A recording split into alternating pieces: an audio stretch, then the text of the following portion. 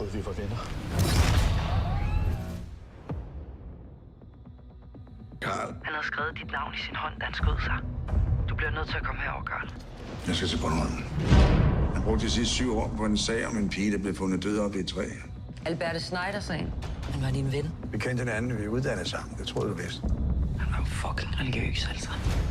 Alberte Schneider-sagen fuckede hele øen op. Rapporten antager, at hun bliver ramt derovre, ryger op, lander på grenen. Hvor fanden er hun røget helt deroppe? Jeg havde et forhold.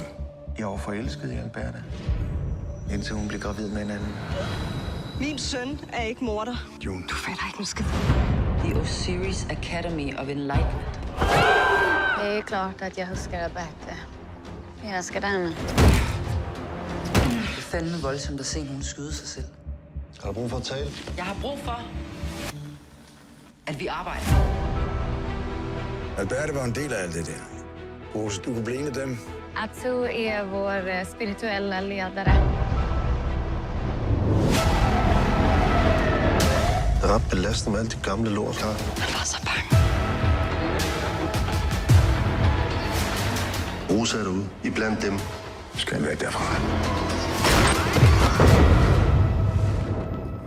Rose, hvad har det gjort ved hende? Der er ingen frygt, der er kun lys.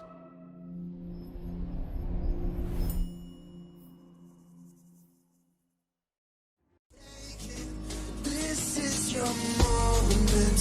Now is your time. So prove yourself and